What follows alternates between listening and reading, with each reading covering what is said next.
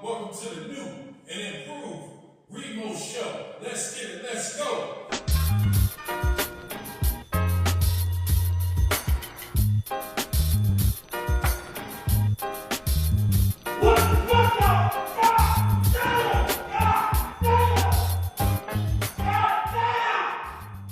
The landlord told me this place was going to be dirty and they weren't wrong at all.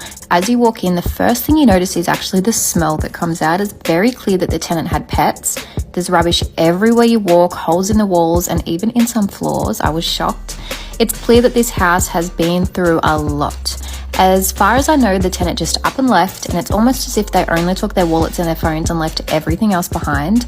I agreed to take on this job, which is a rubbish removal and clearing of all the items. The house will be impossible to clean, but as long as it's left with the new potential buyers to be able to walk through, then it's okay. When you head out the back, there's a car that needs to be removed. The plan is to salvage everything that could be donated to a local men's shed and to the curbside for anyone who wants to come and pick it up. I already put a motorbike out today and it was gone in 2.5 seconds. If you want to see the progress of this home clean and see everything that I do over the next couple of days, make sure to follow along.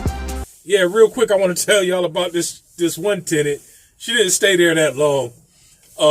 She was a fucking hoarder. And she didn't even stay there 90 days. You know? She was a big booty hoarder. I mean, she had a humongous booty. You know, and she was good looking too. But she was just a freaking hoarder. She would hoard like a bunch of knickknacks and secondhand shit. You know what I mean? Like she would go to the Salvation Army, you know, to the Volunteers of America, you know, them rummage sales. And she would just buy a bunch of shit that she didn't need.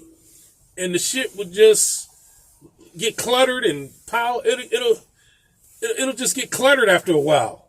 And like I said, when she first moved there, she had a lot of stuff, but it wasn't junky.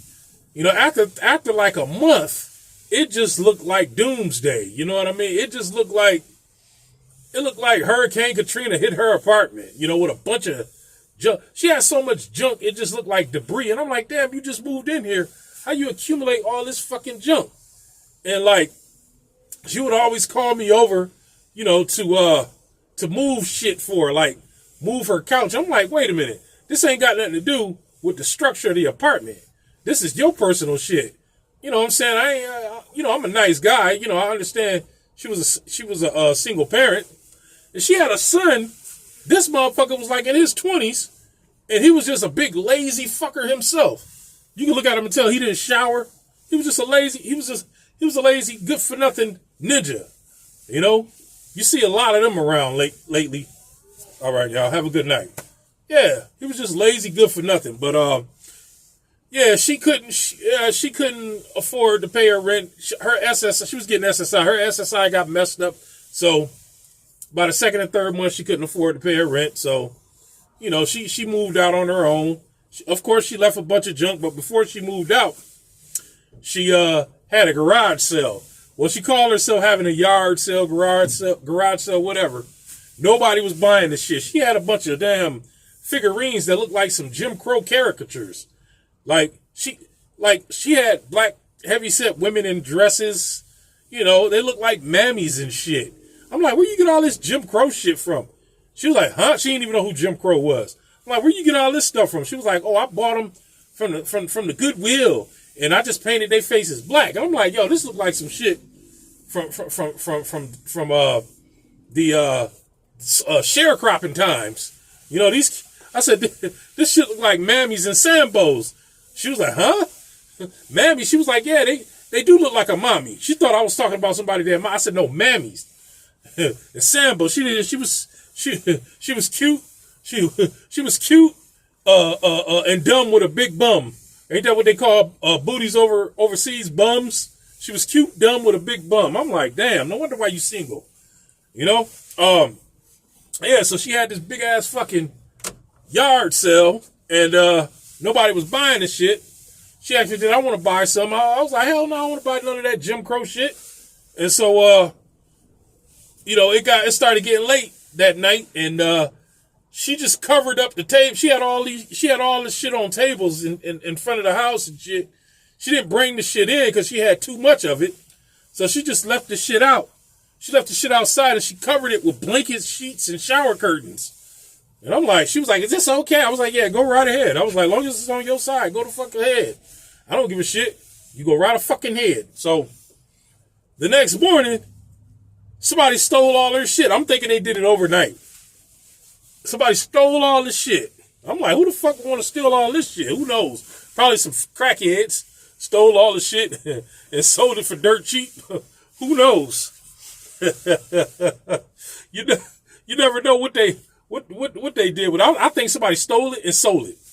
So she come banging on my door asking did my camera get any footage of what happened to her stuff. So I looked, I was like, yeah, a bunch of dudes with masks on and hoodies on stole the shit.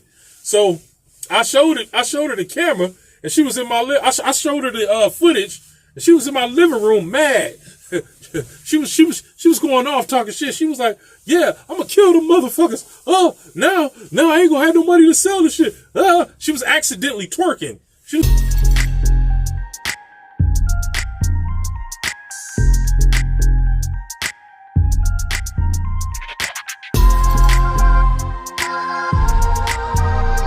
getting all riled up in my living room, but I understood it. She was upset.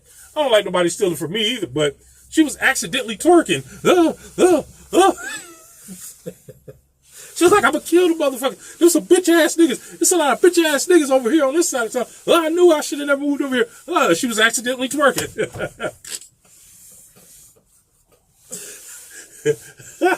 She was accidentally twerking, y'all.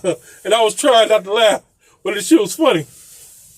But what she thought that I was gonna say, oh well, you can stay here until you get your shit together. Because she kept on saying, next month I'm gonna get my shit together and ain't gonna be no more of this shit. You can't trust nobody. She thought I was gonna say, oh yeah, you can stay another month rent free. I was like, nah, bitch, you already done stayed 2 months rent free.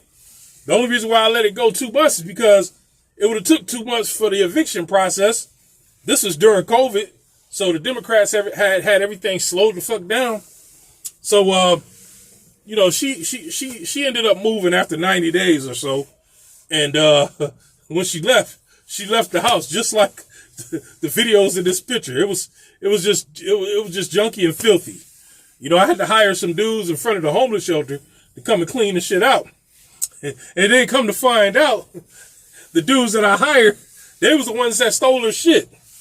I know because I overheard them talking. They was like, oh yeah, this the bitch house we stole all the shit from.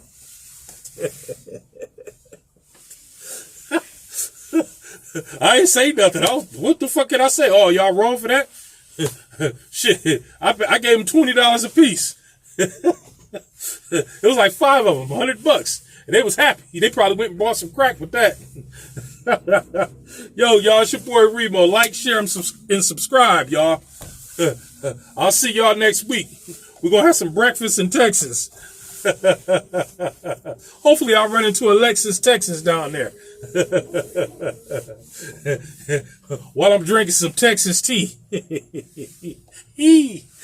Peace, y'all.